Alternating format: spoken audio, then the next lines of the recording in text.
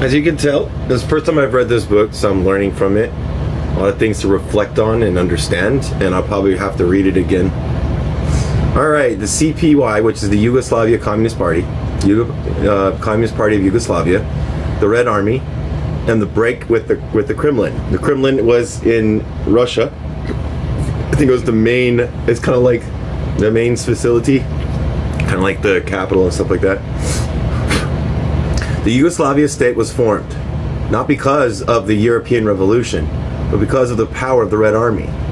Backing up the CPY was the counter-revolutionary army, which went through Europe, destroying the proletarian revolution, and above all, the very national liberation movement in Europe, which was headed for the proletarian revolution, the Polish movement.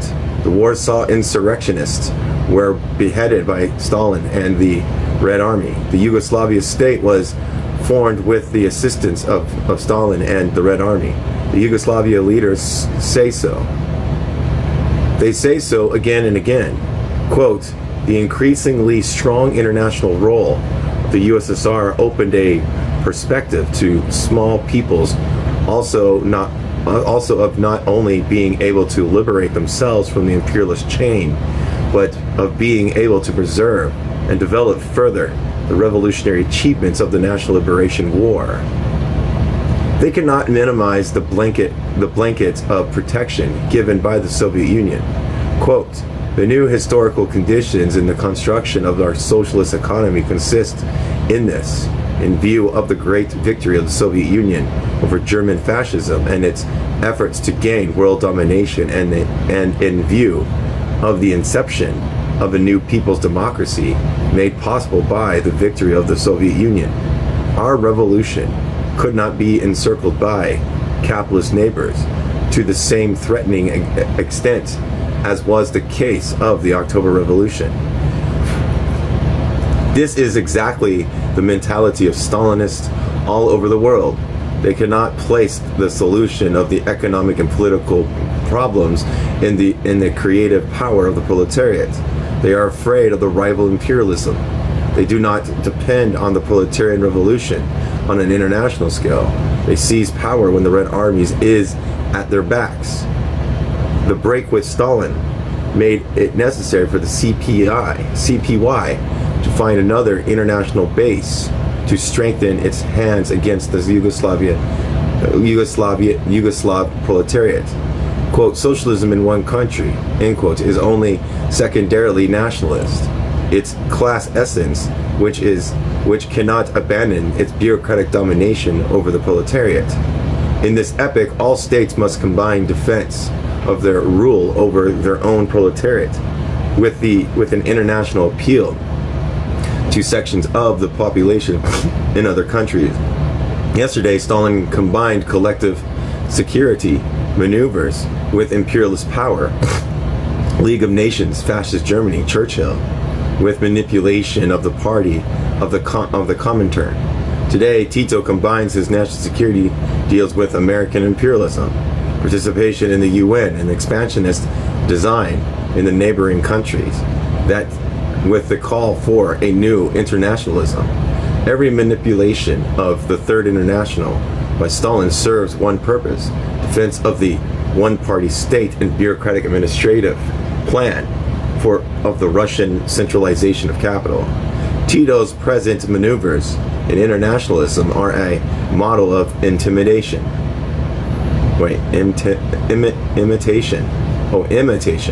The theory of internationalism is the same in both cases. Rally whatever forces are available on the international scale to support, quote, socialist building in Russia or very backward Yugoslavia, and identify this with the advance of the world revolution. The defense of Yugoslavia attracts particularly those seeking an escape from the stronghold of two great masses of capital. Without the world revolutionary perspective of revolutionary class struggle against the bureaucracy in each country. As we wrote in October 1949, the essence of the struggle can be seen by its effects upon the world working class movement, whereas the labor lackeys of the Second International carefully refrained from any assistance to Ethiopia or Republic of Spain. They are ready to support the bourgeoisie in stimulation of Tito's opposition to Stalin. The past and the present of the Titoist party in the present world crises makes Tito a pole of attraction far more to the supporters of Western imperialism than to the genuinely revolutionary masses. No support for Tito. International Bulletin, October 1949. Stalinism has lived and can live only by the perpetual purging of elements in the bureaucracy, particularly those who occupy the prominence. Tito understood quite clearly that carrying out the policy of the Kremlin ends inevitably in one's own neck being in jeopardy. He knew this from his whole past association with the frame-ups and assassinations of the Kremlin, and the events of post-war Eastern Europe were bringing his home to him with a very intimate urgency. This is the position that confronts the Titoist bureaucracy. Does any Orthodox Trotskyists deny this? Objectively, the Titoist bureaucracy was caught between the Kremlin and the Yugoslav masses. The native bourgeoisie had been so thoroughly destroyed that the CPY had no buffer between it and the masses. It therefore faced this situation, either to try to impose the Kremlin's demand upon the Yugoslavian masses, which meant inevitably whether the demands were carried out or not, the sacrificing of substantial elements in bureaucracy. The more it imposed these demands on Yugoslavian masses, the less would it be able to use its mass base to defend itself against the inevitable purge, or to attempt to deify the Kremlin and learn for support on the masses in Yugoslavia and the rival imperialism taking advantage of shifts in the world situation. Tito was able to break with the Kremlin because he had a mass base. But precisely this situation poses the revolutionary and counter-revolutionary alternatives with extreme sharpness. It is one thing to say that, quote, Stalin's most plight and devoted agents, end quote, were forced into the struggle with the Kremlin in order to preserve their influence and leadership over the masses. The Fourth International, October 1949, emphasizes and added, this leaves the door open to revolutionary struggle against the Titoist bureaucracy. It is quite another to identify the revolutionary struggle of the Yugoslav masses with Tito's attack against the Kremlin and his break with Stalinism. This opens the door for even more uncritical support for Tito. It drives the Yugoslav mass to the national unity with the CPY bureaucracy and the state power, encourages illusions regarding the mythical national independence of Yugoslavia, and bars the way to the only escape from Stalinist domination, the joint revolutionary struggle of the masses in Eastern Europe and Russia against the Stalinist bureaucracy in all its form and for the socialist United States of Europe. The importance of this is not only in relation to Yugoslavia. The contradictions of Stalinism are immense, and as the world crisis develops, will appear it in a magnitude of forms. Titoism is only one. It is the substitution of national unity against foreign domination with the bureaucracy and state power for class struggle against that bureaucracy. The danger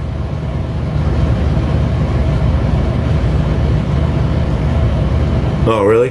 The danger of support of Titoism is that it presupposes and fortifies the conception that the breakup of Stalinism will come from the competing element in the bureaucracy, and in particular from the national bureaucracies in state power, rather than from the mass revolutionary struggle against the bureaucracy as such. The proletarian revolution against Stalinism will be the necessity for its very beginning. Concretely international. What's up, Yusuf? The concretely internationalist and abstractly internationalist orientation of Titoism. on the other hand, is not at all accidental and has its own logic.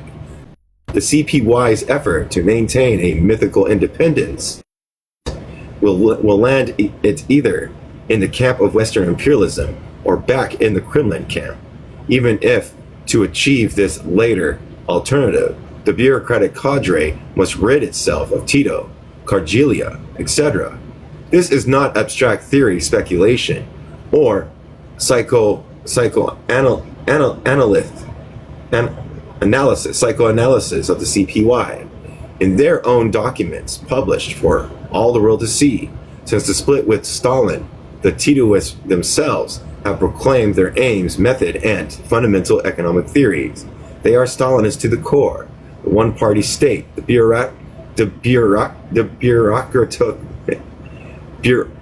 bureaucratically administered plan, and support and export of petty bourgeois liberalism for international consumption. Every step that they ask the world proletariat to take in their defense is for one purpose, and one purpose only: to strengthen the position of the Yugoslav national capital in the world market and the Yugoslav unified state authority over and against the Yugoslav masses. At the same time, every defense of its national capital in the present struggle for world mastery between the two great masses of capital only centralize it further for attraction into one orbit when it is repelled from another, such as the Johnson Forrest analysis of Yugoslavia. One reading the invading socialist society, some critics shrugged their shoulders and said that it had little connection with practical politics. What we pointed out to them without malice that it is precisely from this analysis that we are able to give a strictly materialistic account of the economic, social, and political development of Yugoslavia. On the other hand, the presumed political practice of Orthodox Trotskyism has resulted in this.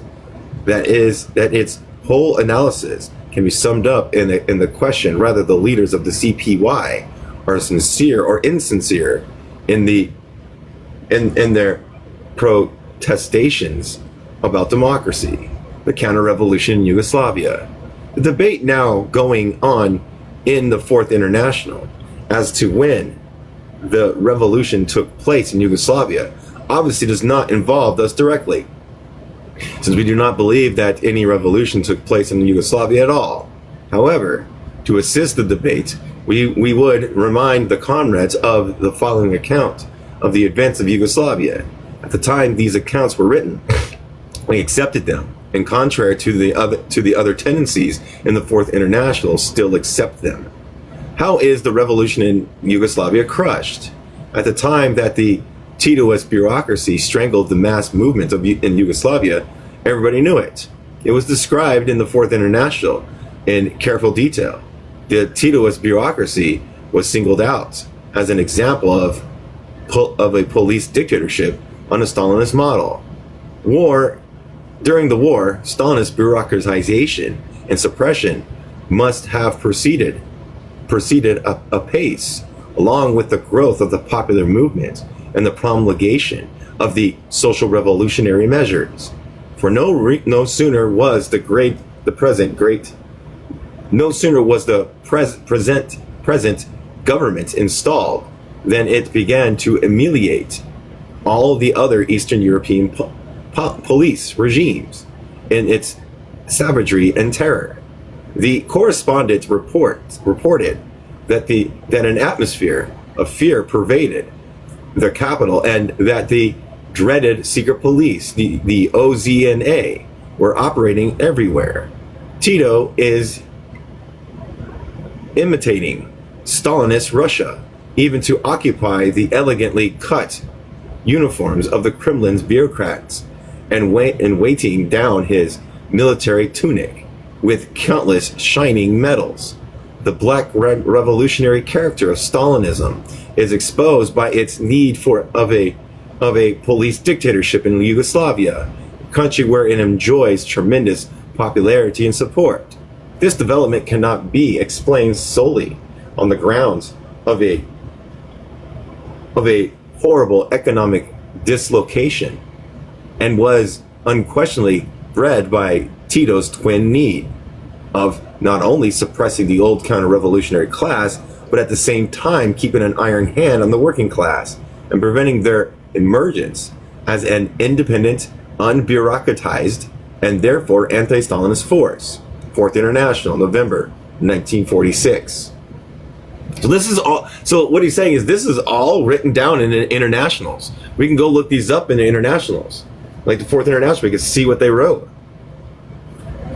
It would be hard to duplicate this account for accuracy. This was in 1946 when Orthodox Trotskyism considered Yugoslavia a capitalist state. Since the break with the Kremlin, the writer has involved the position that Yugoslavia is a worker state, but he has not lost his eye for the accurate detail.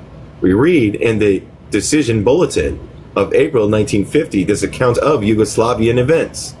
Attempt to fight their way out of their economic cul-de-sac by building socialism in one country. They embark on the vastly and ambitious plans of industrialization. Since they lack the machinery resources, productive capacity, or trained personnel, they began to take it out of the hides of the workers. Piecework and speed up were introduced in the plants, hours of work, lengthening and the authority of management made absolute.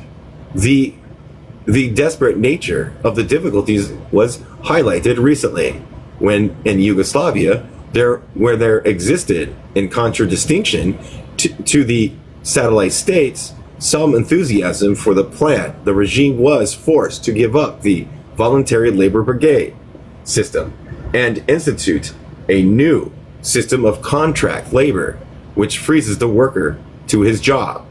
There is no room for disagreement. And here we ask our trade union comrades particularly to define the system so well described by the Yugoslavs themselves and by Comrade E.R. Frank. Do they think that this is a worker state?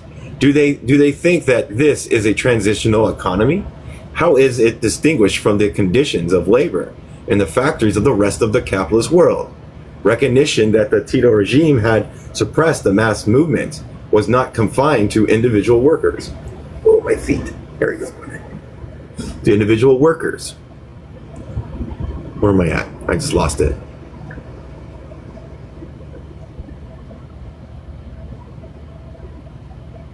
They do not. How do they distinguish from the capitalist world?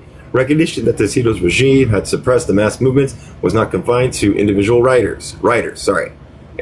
An official statement appeared in the Fourth International as late as October 1949, was brutal in its accuracy. Here it is. The revolutionary origins of the present regime of Yugoslavia offers a strange contrast to its bureaucratic and monolithic form of rule.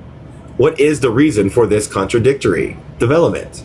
At first glance, it would appear that the vast movement of the masses set in motion during the war should have produced a flowering of worker democracy. But just the contrary occurred. The regime is dominated by a monolithic Stalinist party, which imitates the Russian leader cult, boasts of its ruthless suppression of factions, and prohibits all vital criticisms in opposition to its basic policies. The statement was equally remorseless to tracing the Stalinist roots of the CPY leadership. This development has its root in the history of the Communist Party of Yugoslavia, beginning as a mass party after the October Revolution. It was stultified by the imposition of false policies and bureaucratic methods from the Stalinized Comintern. In 1937, on the orders from the Kremlin, the entire Central Committee of the party, with the exception of Tito, was purged. The new leadership was trained in Moscow or in the GPU school in Spain, taking advantage of the conditions of illegality and official repression, and consolidated its bureaucratic grip on the organization by suppression of all our tendencies and by framing up and expelling its opponents and critics. James is pretty great, and why I don't hate dissenting opinions like trots and anarchists, because sometimes they're right and in many ways they're wrong. You know what I mean? That's the thing. They're not completely correct, nor are they completely wrong, you know?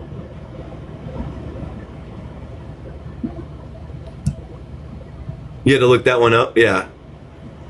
It's because even I would say this. My thing with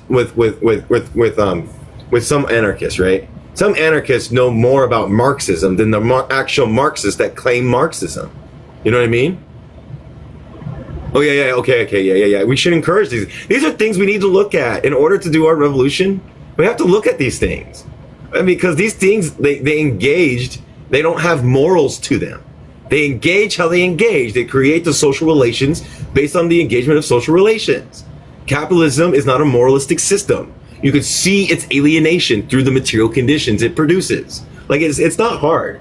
You know what I mean? It's not hard. I mean, it's not like, oh my God, they're the worst people in the world. It's like, it's just a non-moralist criticism of a system that perpetuated these social relations, whether we like it or not, whether we want to be dogmatic towards the USSR and say that it did nothing wrong, it was the most perfect system. That to me stifles our advancement in moving further and understanding their developments and how they failed at certain things, were unsuccessful at things. But no, we're meant to, on the internet, to deify these two things. And if you don't deify it, they call you a trot, or they call you this, or they call you that. And I'm like, have you actually read Trotsky? No, then what?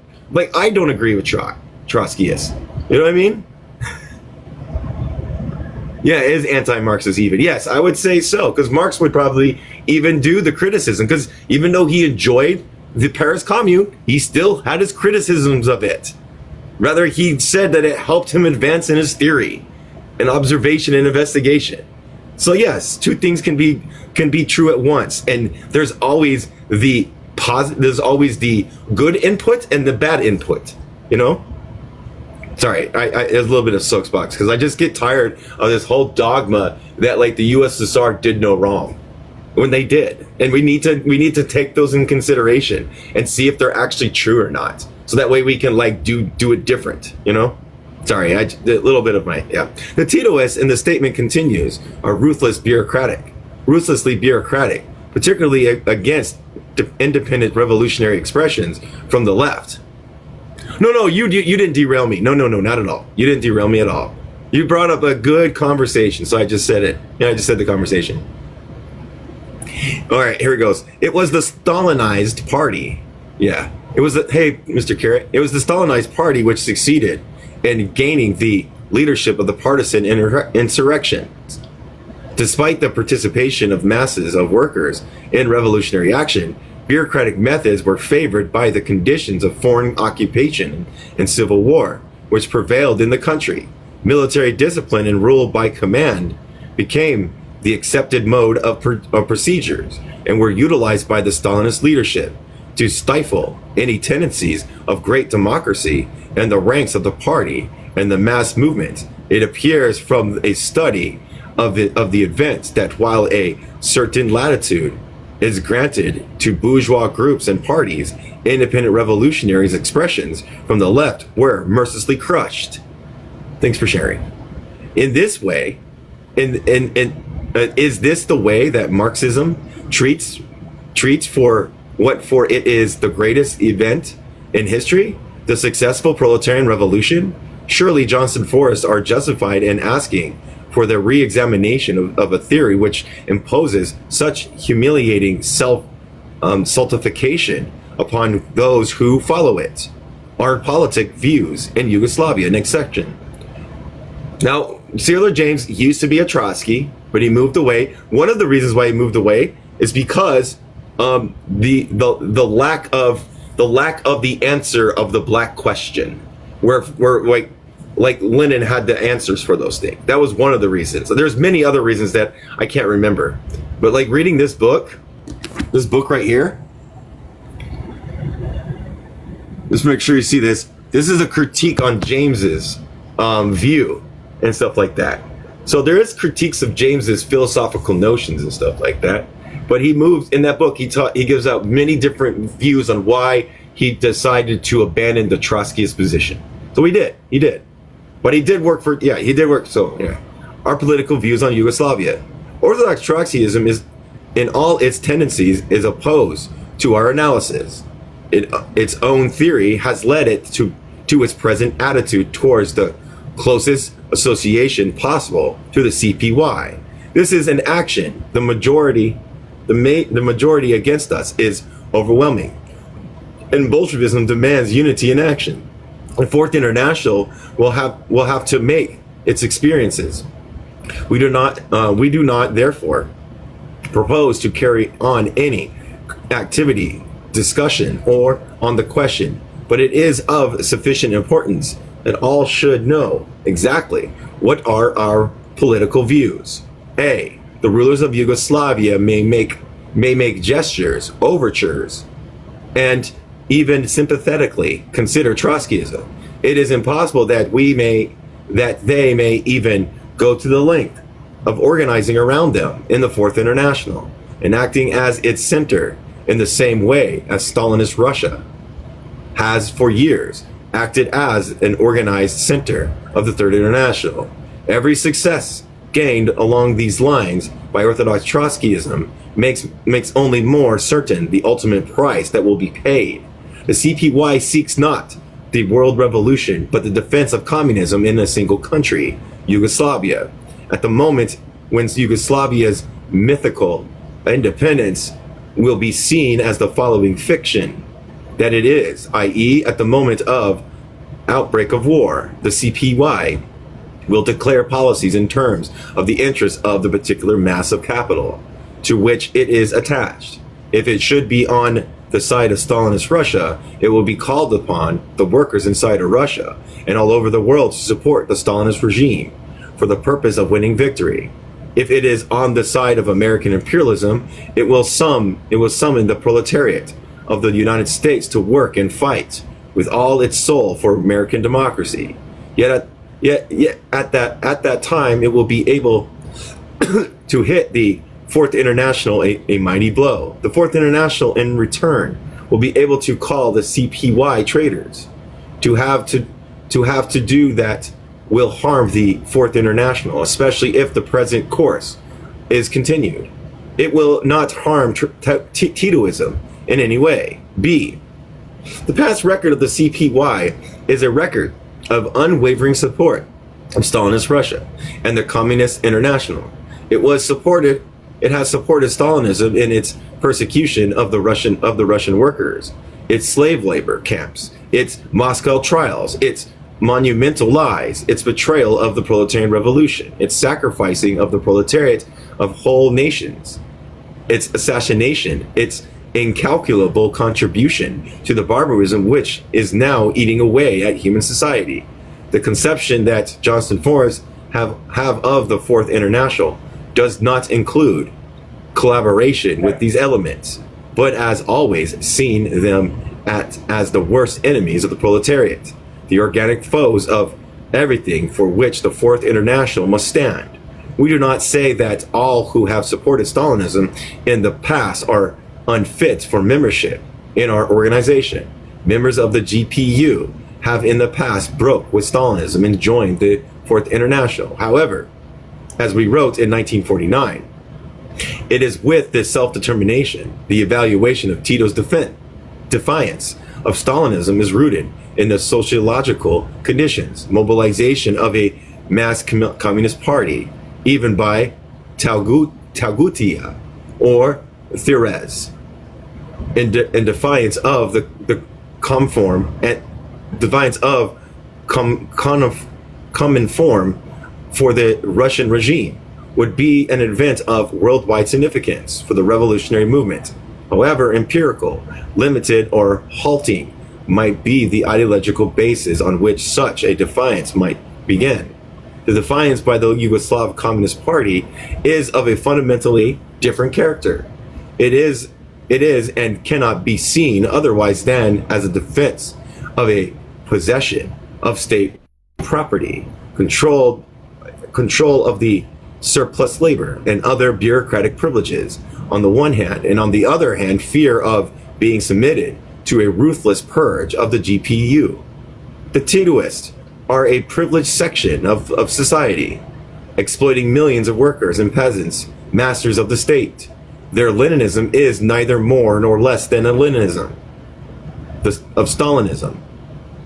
Our hostility to them is more implicable than those Stalinist leaders who are at the head of the proletariat in the country where the proletariat is free to act. See, it is our opinion that the whole past of our movement and our whole experience with our opposition to Stalinism should teach us to train our membership and those who listen to us in the spirit of critical hostility, reserve, distrust of all such elements. If our orientation is towards breaking with Stalinist theory and Stalinist practice in deeds, and not only in words, that will not be diverted by the harshest criticism from the Trotskyist movement. Undoubtedly, Tito's break with Stalin has deeply affected his many rank and file elements in the Stalinist parties all over the world. Our intervention should have been our principle, our ideas in irreconcilable opposition to Titoism. This would have given revolutionary clarification to the dissentents. The dissentents. We are wait. Yeah, I think so. Yeah, I have to go down to the end.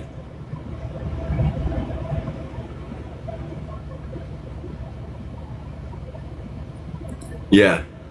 Opposed to the defense of Yugoslavia against Stalinist Russia.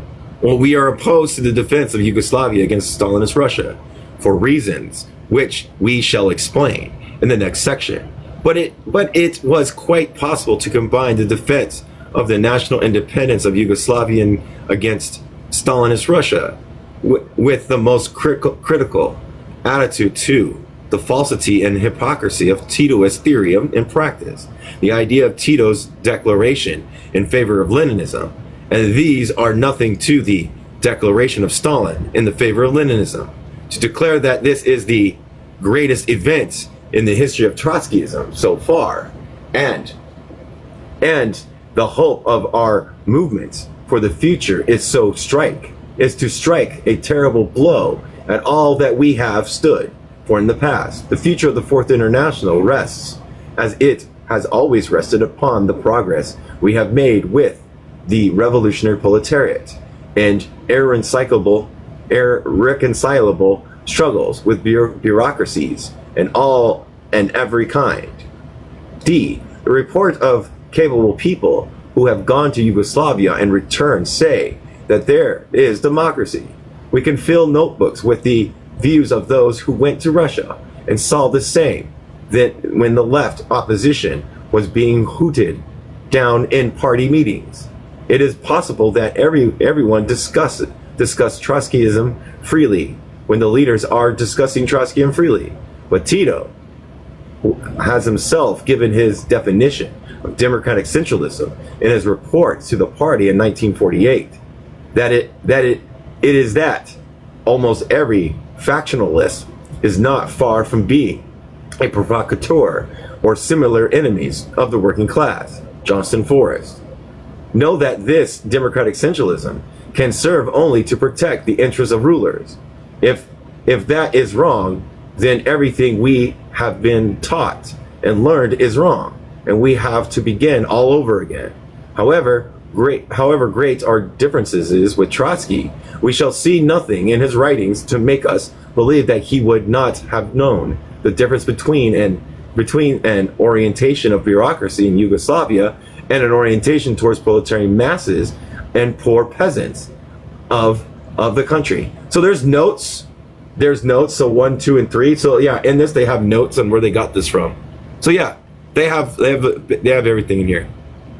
Some political conclusions. State capitalism, i.e. the result of the world tendencies. It's hard to go down there. Yeah.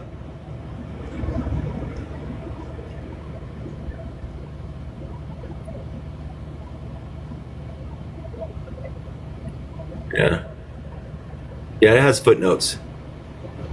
You can are you in Rocket? Are you in demystifying leftism? Because if you're not, we can try to get you in there, and you can grab this copy. It's in there. It's in the communist section. State capitalism, i.e. the result of the world tendency of centralization, so powerful in Europe, has brought with it not only the labor bureaucracy determined to destroy the national state. A glance at Europe today will show how altered are the conditions from those which existed as late as 1940. In 1947, in the invading socialist states. Hold on.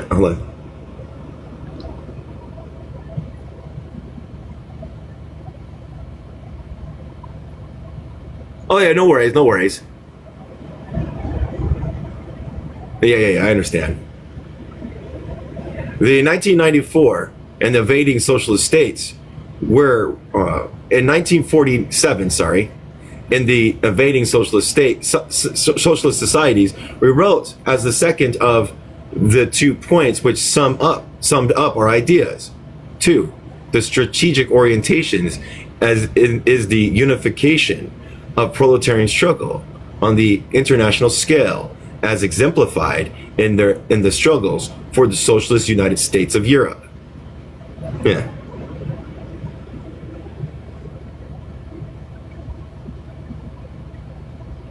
Yeah, 106. Yeah, I'm on 130. Yeah.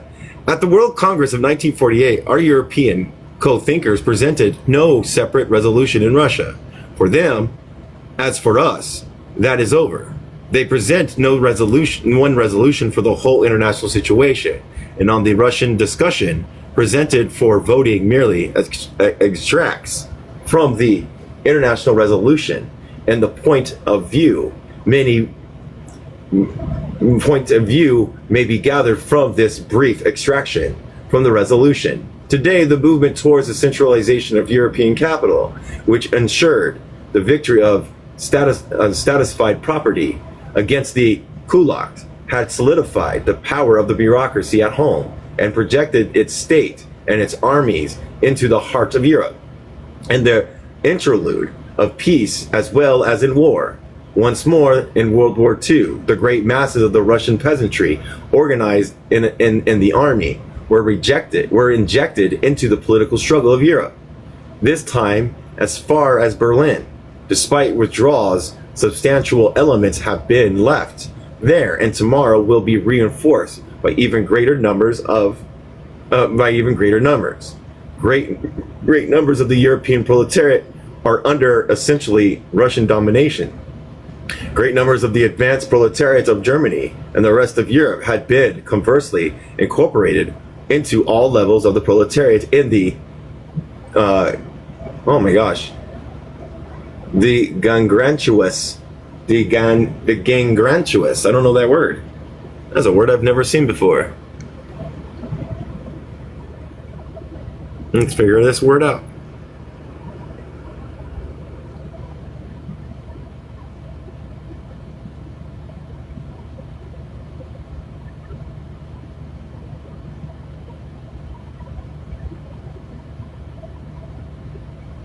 Is a tissue that is decaying from dying dews. Oh, gangrenous society of Russia. Only a perspective of a complete defeat of the proletariat and the reversal of bourgeois society to outmoded forms. The theory of retrogression can therefore see as the axis of policy the danger of the restoration of private property. In this struggle of Russian proletariat against the Russian bureaucracy in peace or in war, the resolution analyzed in the European socialist character of the coming Russian Revolution. The Russian struggle is in reality the struggle between the Russian proletariat and the Russian bureaucracy for control of the Russian statified economy and for the emancipation or enslavement of the labor movement of Europe and Eastern Asia. In 1929, the pressure of the world capital compelled the bureaucracy to side with the proletariat against the kulaks. The kulak. Today, the centralization of European capital and the penetration of the Red Army into the heart of Europe has thrown it into significance the dangers of the kulak restoration. The Russian proletariat and the masses of peasants organized in the Red Army have become an integral part of the concrete struggle on a European scale for the revolutionary seizure of power and its uninterrupted transformation into socialist revolution.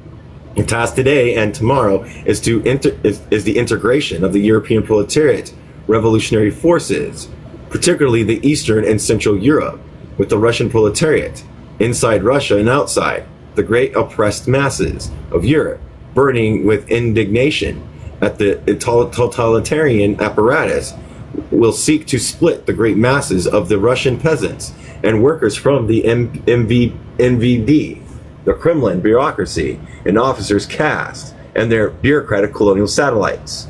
Never was the perspective of world revolution so concrete. If World War II is not prevented by proletarian revolution and takes its projected course, the vast millions of this basic revolutionary force in Europe will more or less rapidly be transformed into the international army of resistance movements. The revolutionary vanguard steeled by the conviction that humanity moves inexorably, and concretely for the proletarian power on a world scale. Our universal ruin sinks itself deeper and deeper into the mass movement, preparing the proletariat for the vast revolutionary upheaval on the continental scale, which it knows must come in peace or in war. In the present conditions of Europe, any policy such which impedes, confuses, or deflects the proletariat from this course, in peace or in war, can have ruinous consequences for that party which is responsible for them. It is from our economic analysis also that we judge the present tendencies of world politics, the politics of the atomic and hydrogen bombs and the Berlin airlift, the domination of Eastern Europe by Russia, the Marshall Plan, the division of occupation of Germany, the Truman Doctrine, Truman's programs for spending capital to underdeveloped countries and end the isolationism in the U.S., the international activities of the CIO and the AFL, the assemblies for the United Europe, to which must be added in the hopes of economic situation in China and other colonial areas without aid, economic, social, and political, from the proletariat of the advanced countries. This is why in the resolution previously referred to were appeared the following. As far back as 1932, Trotsky, in the face of the German counter-revolution, urged upon the left opposition the publication and the popularization of a plan for joint proletarian development of German and Russian economy in the world situation in which even the bourgeoisie must envisage, as far as possible, plan the reorganization of the economy on a continental and worldwide scale. The Fourth International has remained helpless and impotent before this responsibility, which it alone can carry out. Since 1943, the Fourth International has been increasingly warned of the necessity of giving a concrete expression as possible to the slogan of a socialist United States of Europe, precisely because it is its complete failure to do this. It has suffered continues to suffer a series of terrible blows. It has allowed the bourgeoisie and the Stalinist bureaucracy to take the initiative by a spurious, counter-revolutionary, but at any rate, concrete internationalism. B. It leaves the European proletariat politically disarmed before the vigorous theoretical and practical interventions of the American bourgeoisie and the Kremlin into every aspect of European economic politics. C. Lacking a concrete plan of its own in opposition to the Marshall Plan.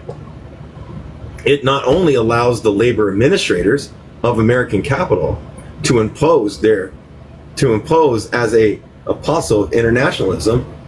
Hold on, I'm trying to do something. Oh, my feet. There we go. Okay. Let me find where I was at. Apostles of the internationalism and proletarian aid by the abstractness of its posing of the strategy of socialist United States of Europe.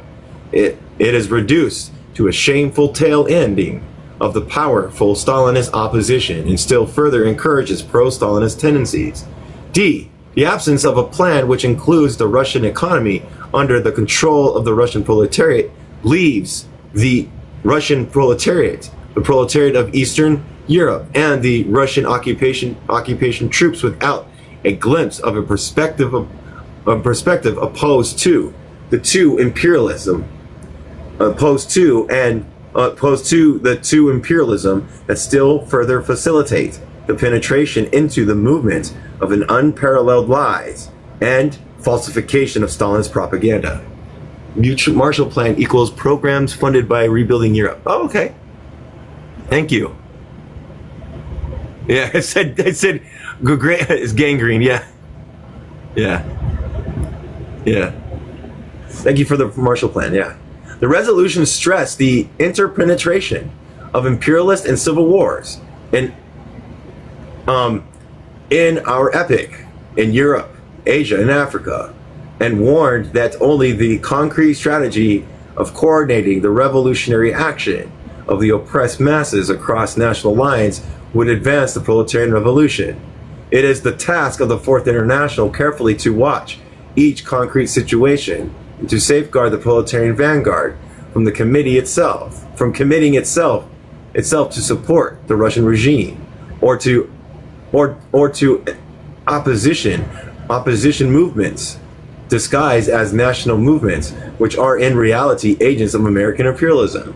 Without missing one opportunity of tactical support of any section of the oppressed masses in its concrete struggle against oppression, the Fourth International bases its policies on the concrete stage of development and strives in peace as well as in war to unite the revolutionary elements in both camps.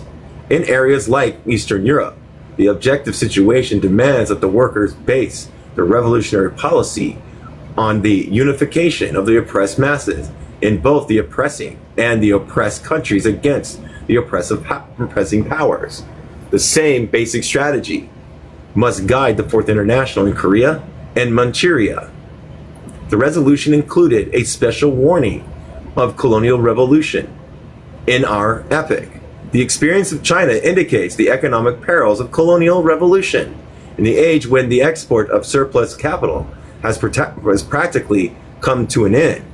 After nearly 40 years of unceasing civil war, the economy of the country is falling to pieces. Socialist economic reconstruction of China, integrated with the industrial potential of Japan and Manchuria, must form the fundamental theoretical basis of the struggle against the native bourgeoisie and the imperialism of the US and Russia. Vast revolutionary movements in Africa and historical and geographical conditions similarly linked to the struggle for the socialist United States of Africa, to the European and world economy. The same tendency to centralization explains our opposition to the support of the struggle for the national independence of Yugoslavia. We did not arrive to this when Tito broke with Stalin in 1947 in the invading socialist society. We explained that with great care why for Poland, Czechoslovakia, Yugoslavia, Romania, and Hungary, the struggle of national independence since World War II is an illusion and cannot fail to have reactionary consequences. same centralization, state capitalism, and the capitalist bureaucracy it brings also determines what was expressed as follows. In France and Italy, any movement of the masses brings them immediately into direct conflict with their own leaders as rulers or direct representatives of the government. The simplest of the immediate demands concerning the high cost of living or the right to strike become questions of state policies and continually posed before the workers the fundamental question of state power. Thus, the social structures of state power in satisfied production places the workers in a situation where any determined struggle compels them to face the problem of creating their own organizations in order to bring pressure upon, and if necessary, to break the power of the labor leadership as virtual functionaries of the existing government. Every crisis of production, whether resulting in increase or decrease of wages, becomes merely an opportunity of the bourgeois states behind constitutional forms to limit and circumscribe the most elementary rights, right to strike, etc., of the masses. Thus, the struggle for democracy, particularly in advanced countries, is no longer the struggle for the extension of popular rights. Liberalism is now the advocate instead of the enemy of the state. Thus, in the satisfied production, the constant struggle for democratic rights becomes the struggle for militant, dependent mass organization, by which the workers can mobilize themselves to bring pressure upon, control, renew, and ultimately overthrow the trade union bureaucracy and the labor leadership on the road to the proletarian revolution. This is the strategic basis for the tactical orientation towards the struggle for democratic demands in this period. Oh, I gotta do a thing. Yay, I did it. Look at me. Yeah, thank you for helping. Oh my gosh, I gotta appeal again. This last page, these last pages have analysis have been super helpful to the understanding so much more. Thank you, appreciate that. Thank you for all of these are strategic orientations for the international movement, particularly politics, consisting of the art of applying them in indefinitely varied circumstances. But the variety is in the circumstances, not in what is to be applied. It is our opinion that to point on the one hand to the contemporary barbarism and imminent destruction of civilization, and not to put the boldest program concretely before the masses, is equivalent to saying that they do not yet understand the nature of the modern crisis.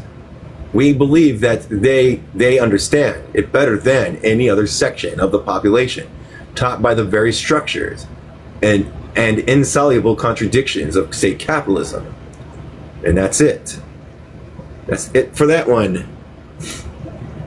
So basically, what he's saying is that they're not trusting their own mass of workers or proletariat movements to be able to make the adjustments and to understand what's going on. Instead, they see them as children, and they see themselves. And what I'm getting, if we put it into a perspective of like deifying, it's like they're deifying the state and the bureaucracy, and they're calling like the proletariat, the ones that seek the revolutionary emancipation of their own classes, as like children to be taught that they don't have the intellect capacity to understand. You know what I mean? Fucking wild. I mean, you're supposed to be a leader of a revolutionary thing to emancipate the working class from any kind of exploitation or alienation, but yet you treat them as such, you know, as not being able to learn, or it's wild. I think when people say that, I think they're like disregarding like the propaganda and all that stuff that keeps people indoctrinated. You know what I mean? I don't know. Philosophy in the state capitalism. When we reach state capitalism, one-party states, Cold War, hydrogen bomb, it is obvious that we have reached ultimates.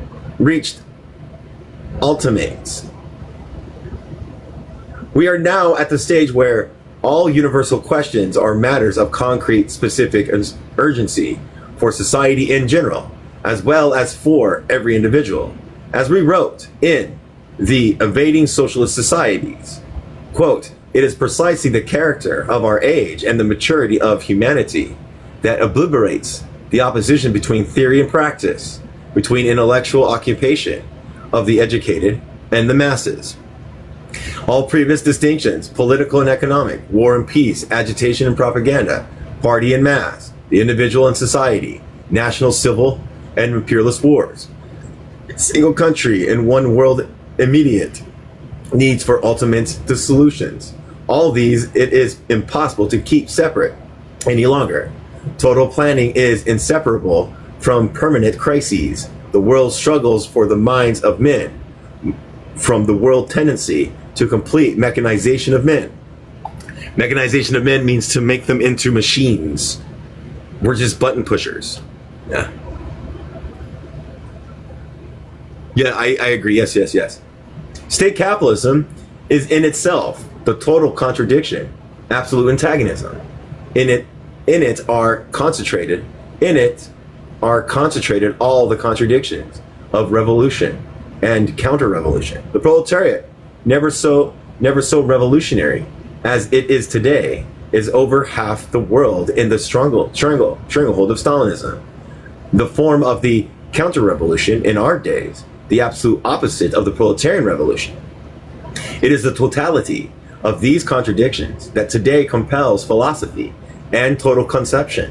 Hence the propaganda ministry of Schmittler and the omnipresent orthodoxy of Stalinism and the voice of America.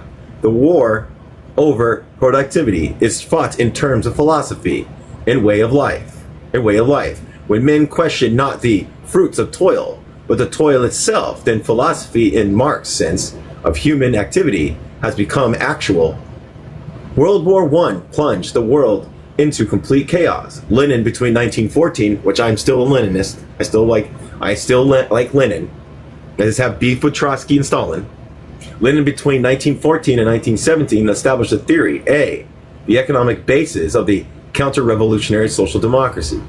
The economic basis of imperialism, of imperialist war, had been established before him. B, the Soviet democracy and contradistinctions of bourgeois democracy. But before he did this, he had to break with the philosophical method of the Second International. He worked at this privately in a profound study of an Hegelian dialectical applied to Marx, Capital, the proletarian revolution, and the dictatorship of the proletariat. So yeah, Marx utilized Hegelian dialectics in his observations too. You know, he utilized that type of concepts too with inside his magnum opus, Capital. So like it's important to understand the Hegelian dialectics and how materialist inversion emerges from that, and why it's still important that we also take a materialist reading of Hegel and incorporate the dialectics that he brought forth and put it into materialist analysis. That's our job. 30 years have now passed. Lenin's method of economic analysis is ours to use, not to repeat his findings.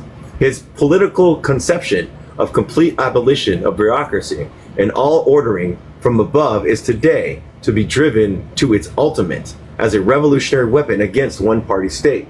But today, the problem of production, which Lenin had to tackle in Russia in 1920, are universal, no longer to be ignored as a philosophical method he used in holding fast to the creation of a new and higher social organization of labor as, quote, the essence of the dictatorship of the proletariat. It is not the Marxists who have compelled societies to face this issue.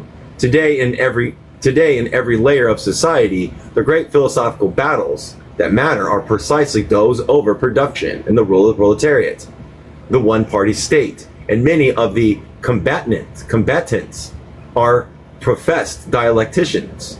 The crises of production today is the crises of the antagonism between mutual and intellectual labor. The problem of modern philosophy from Descartes in the 16th century to Stalinism in 1950 is the problem of division of labor between the intellectuals and the workers. Rationalism, the philosophy of the bourgeoisie. This revolutionary bourgeoisie, which established its power against feudalism, could only develop a philosophy of history and of society in which, on the one hand, it spoke for the progress of all societies, and on the other, for itself as a leader of leaders of society. The philosophy can be summed up in one word: rationalism. Rationalism is a philosophy of bourgeois political economy. It is materialist and not idealist insofar as it combats superstitions, seeks to expand productive forces, and increase the sum total of goods. But there is no such thing as classless materialism. Rationalism conceives this expansion as a division of labor between the passive masses and the active elite. Thereby, it reinstates idealism, because it does not and cannot doubt that the harmonious progress is inevitable by this path. The essence of rationalism is uncritical, a vulgar materialism, an uncritical or vulgar idealism. In the springtime of capitalists, this rationalistic division of labor was the basis of a common attempt of individual men associated in a natural environment to achieve control over nature. Today, this division of labor is the control of social production of the administrative elites over the masses. Rationalism has reached its end in the complete divorce of absolute disharmony between manual and intellectual labor, between socialized proletariats and the monsters of centralized capital.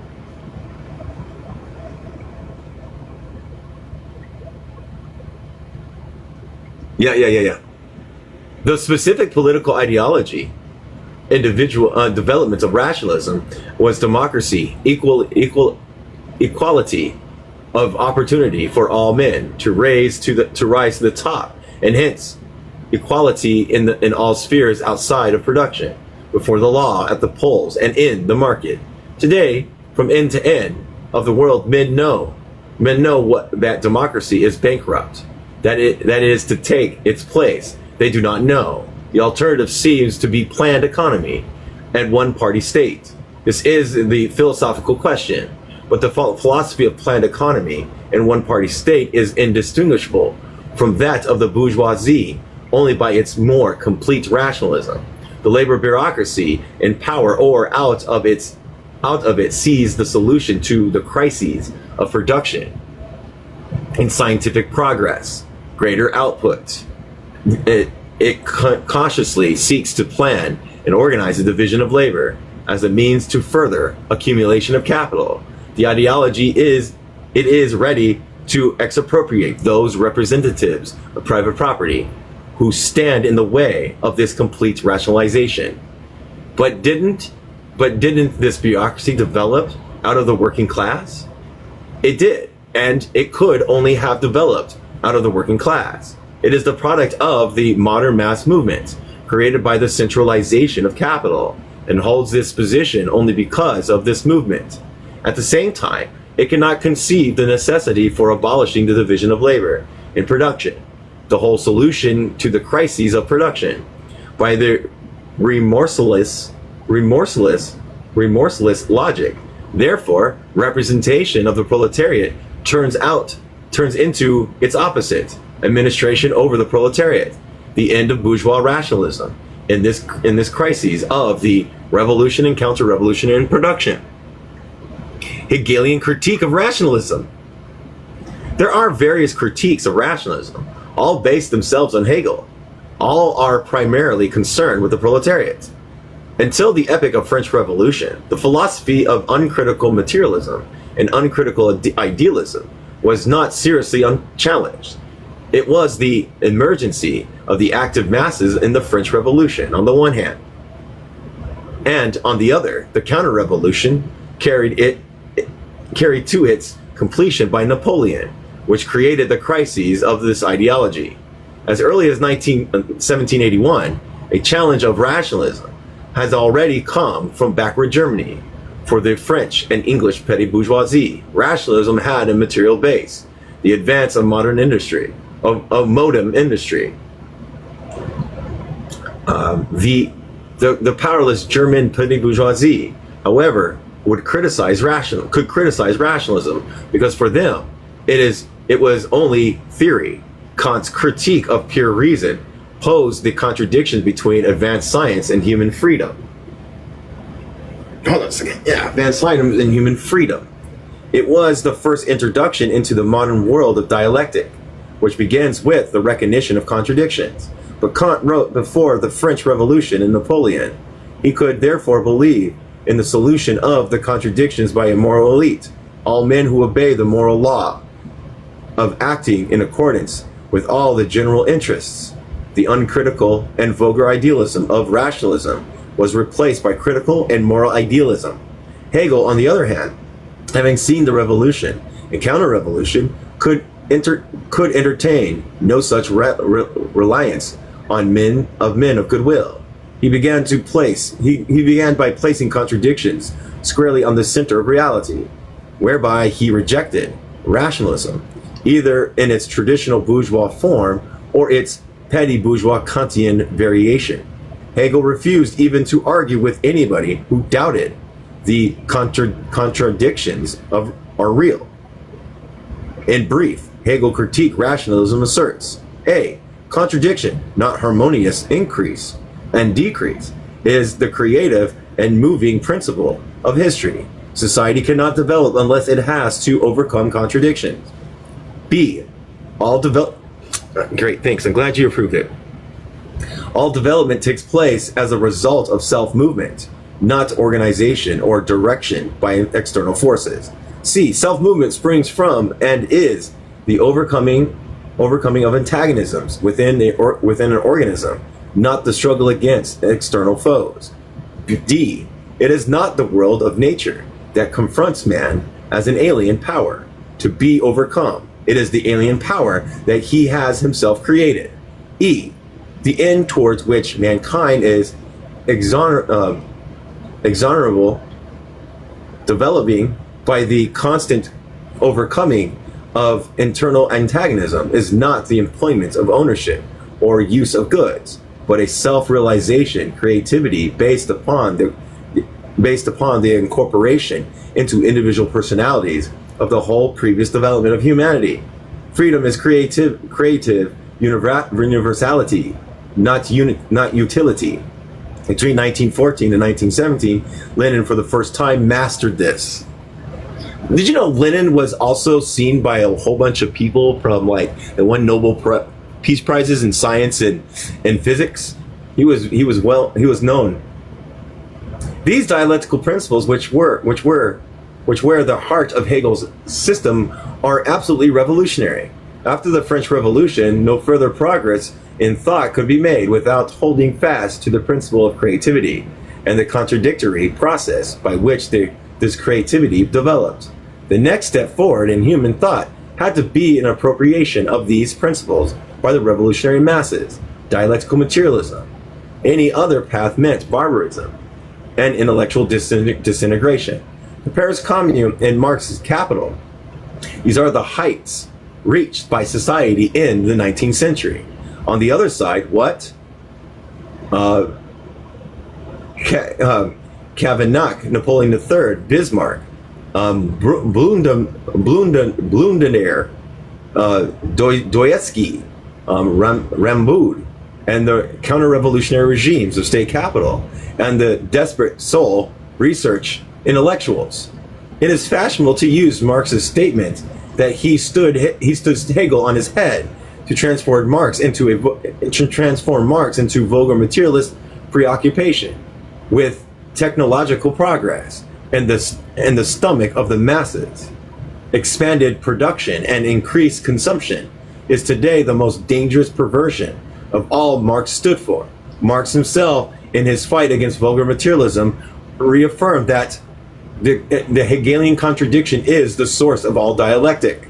Without the dialectic of Hegel, the idealism of Hegel could not be destroyed. But the dialectic of Hegel could be retained, and expanded only by the concept of the creative activity of the masses. Only this basis, the dialectic, became, in Marx's hands, a revolutionary theoretical weapon against bureaucracy in all its form, by primarily and particularly in the process of production. That's awesome. As we wrote in World Revolutionary Perspectives, Hegel saw objective history as a successive manifestation of a world spirit. Marx placed the objective movement in the process of production. Hegel had been driven to see the perpetual quest for universality as necessarily confined to the process of knowledge. Marx reserved this and rooted the quest for universality in the need for the free and full development of all the inherent and acquired characteristics of productive and intellectual labor. Hegel had made the motive force of history the work of a few gifted individuals in whom was concentrated the social movement. Marx propounded the view that it was only when ideas seized hold of the masses that the process of history moved. Hegel derided the revolt of the modern masses. Marx made the modern proletarian revolution the motive force of modern history. Hegel placed the guardianship of society in the hands of the bureaucracy. Marx saw future societies as headed for ruin, except under the rulership of the proletariat and the vanishing distinction between intellectuals and manual labor. That's awesome. Let's go. Thanks. Hegel could. Hegel could carry out the dialectical logic. Hegel could not carry out the dialectical logic to its conclusions in the socialist revolution because he had not and could not base himself on the advanced industrial proletariat.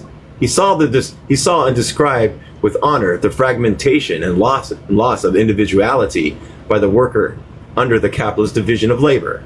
But the workers whom he knew were not the organized, disciplined, and united proletariat, which had by Marx's time begun to announce itself as the new organizer of society, in which we know so well today. Hegel could not know these, and therefore he could not envision universal freedom for the masses of men. The result was that in politics, economics, and philosophy, he was compelled to reinstate the old rationalistic division of labor between the intellectual elite and the masses. Hegel did not only imply this, he stated it. The universal bureaucratic class and intellectual class must rule society. Again, as we wrote in World Revolutionary Perspectives, the concrete universality for the mass of men was impossible. It was a mighty decision to take, but Hegel did not flinch. Only the state, said Hegel, could embody universality for the community. But, in particular, the state was the defense against the revolutionary masses. Hegel had seen them in their activities in European history, and now the French Revolution had shown that nothing could ever come of it. So it had been that it would never be. At each stage, therefore, a few chosen individuals represented in the abstract spirit of mankind. Universality had to be restricted to these. This was the basis of Hegel's idealism, but with the clear insight of a great scholar of both past and contemporary history. And by his mastery of his method, he analyzed and drew his analysis to its conclusion. The state would have to organize production. The chaos of capitalist production would have to be disciplined by organizing and separate industries into corporations. The state would be the state of the corporations. Universality be imposed to all men, and state bureaucracy would embody universality and represent the community.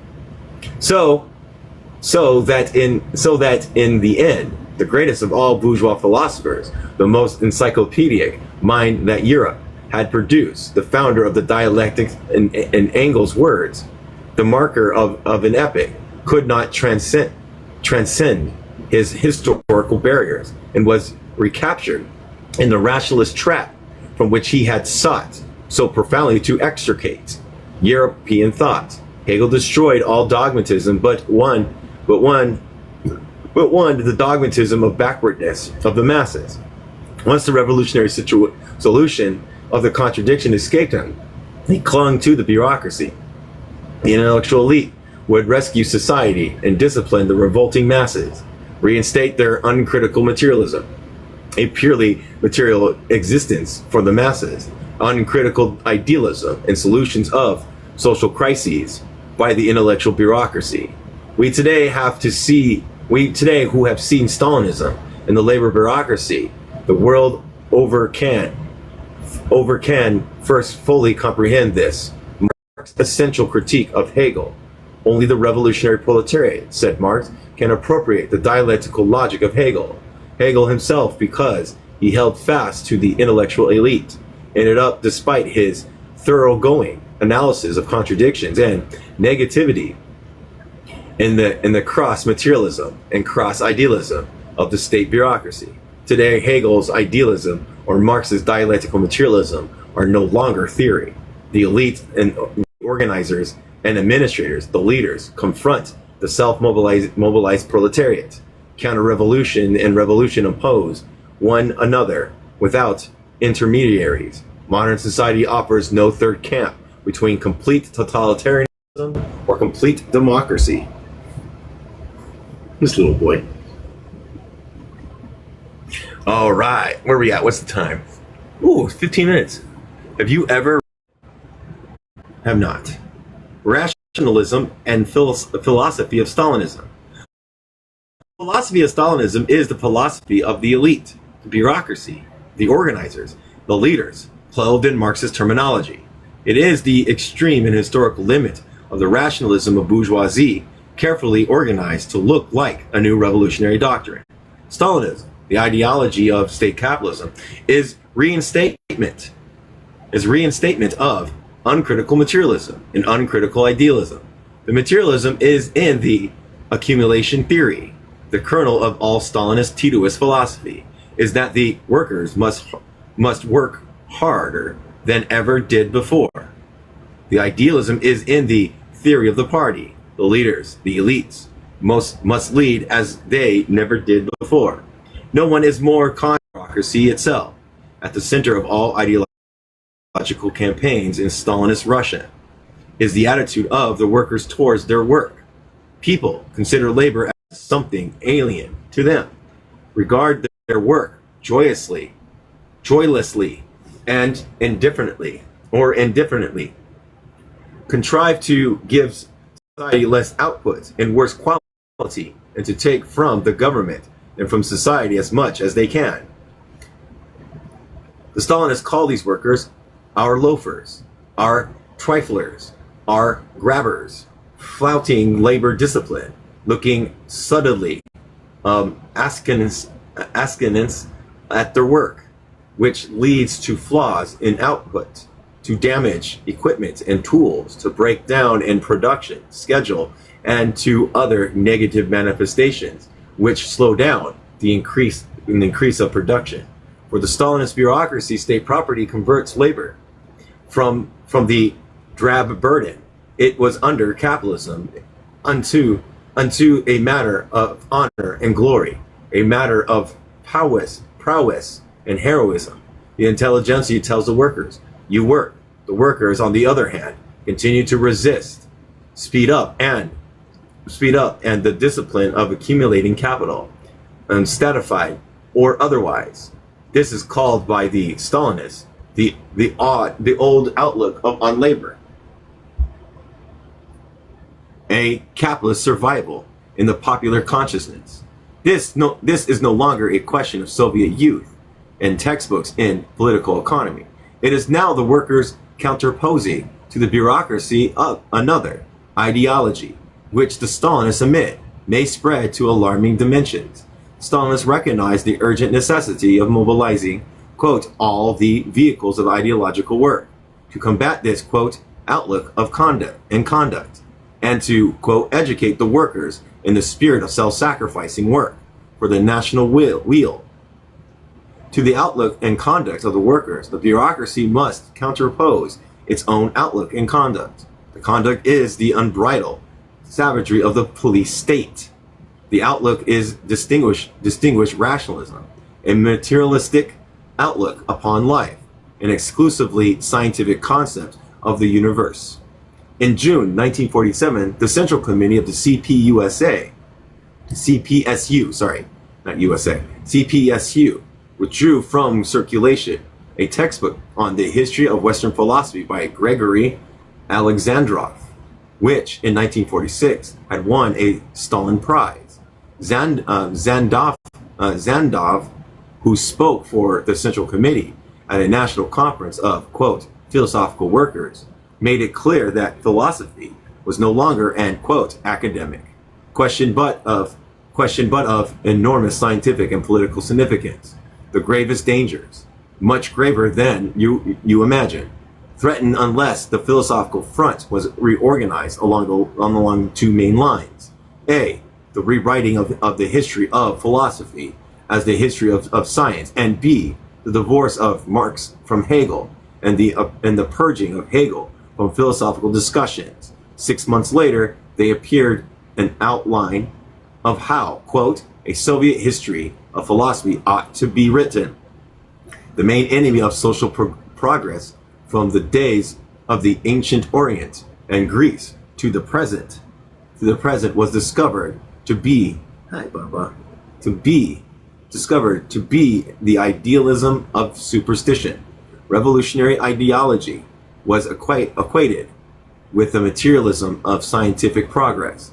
Quoted Stalin, Marxism was described as retaining only, quote, the rational kernel of Hegel's dialectic logic, so as to give it a contemporary scientific appearance. On the surface, it appeared that the Stalinist intervention was to defend the materialism of Marx against the idealism of Hegel. In reality, the theoretical treat came from the revolutionary dialectical logic. In political economy, the Stalinists seek to defend the classless nature of state property and planning. The theoretical enemy is the theory of state capitalism. In philosophy, they seek to propagate the fiction of the classless nature of rationalism and materialism.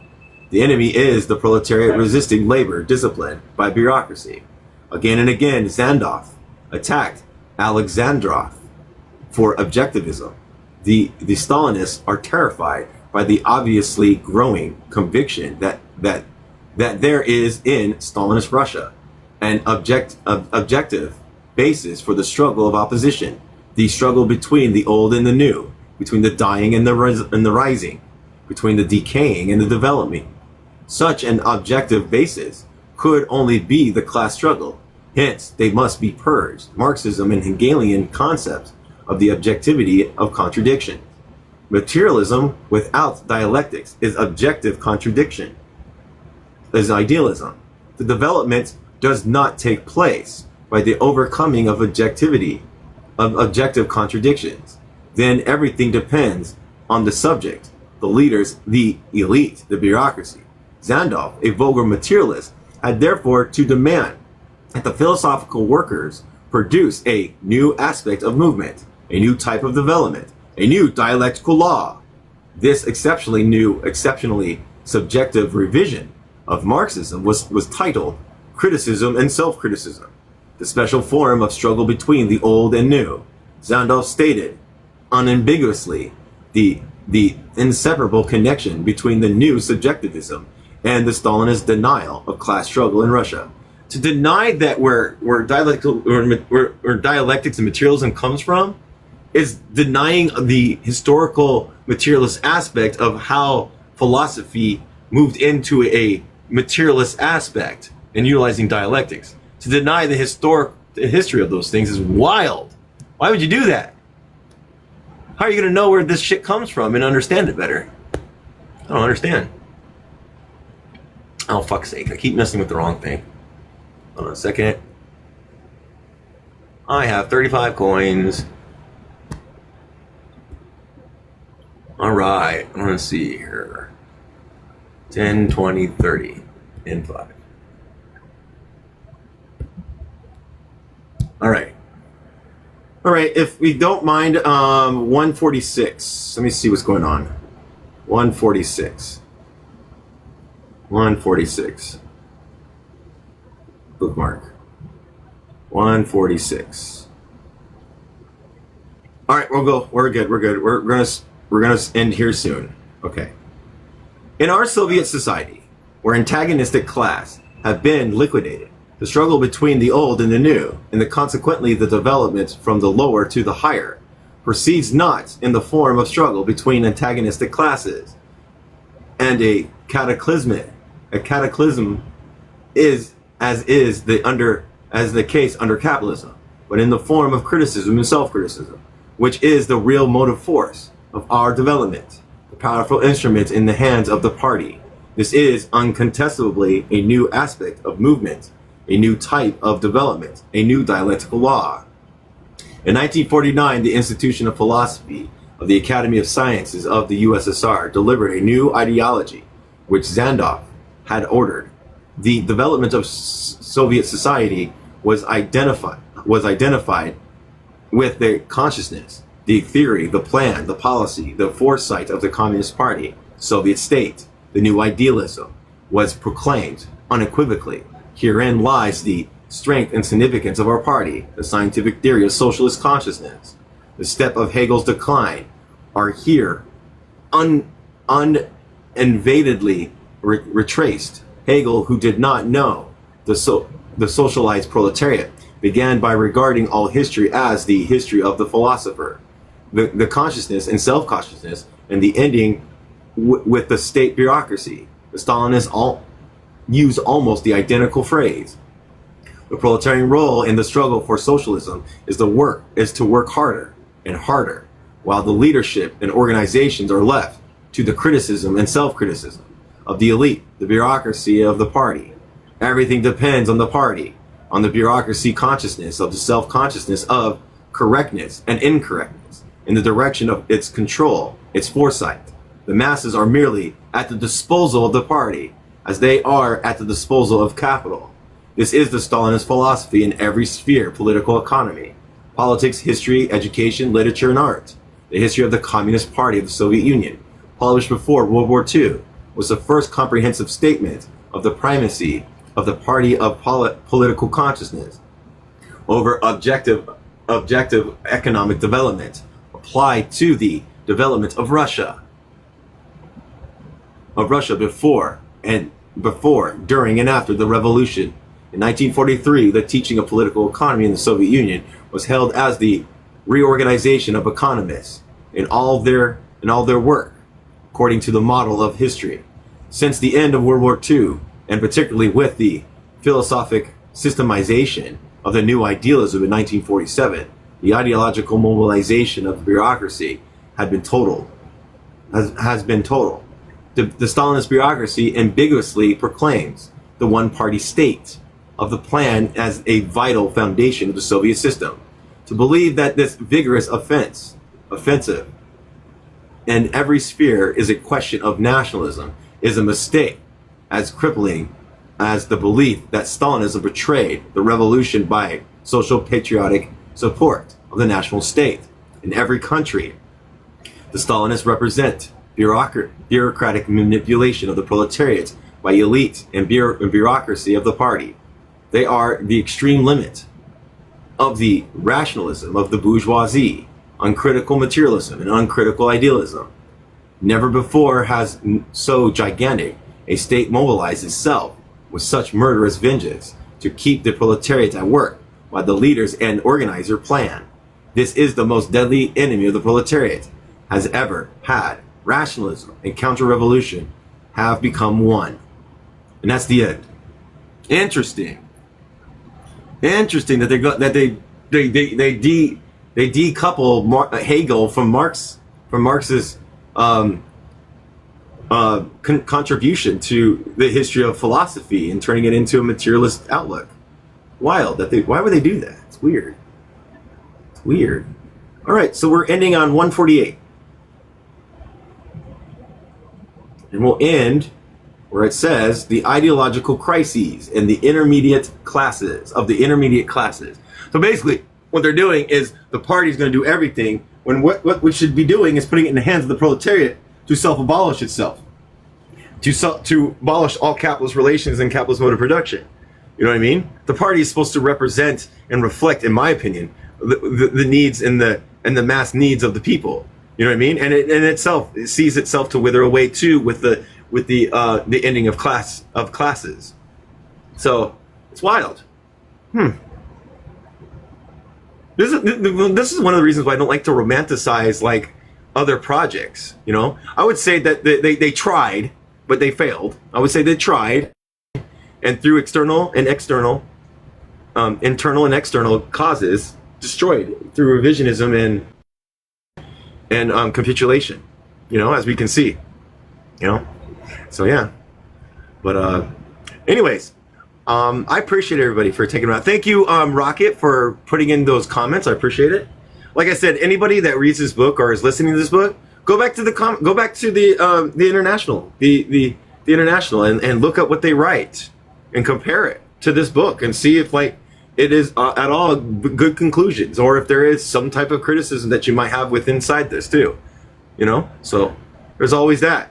You know, and I think the thing is like we fail at this, especially online, because we glorify these institutions instead of like having a critical critique, an internal critical critique, because internal critical critiques not only critique but also show what also worked. That's the whole point of a critique, is to show both sides.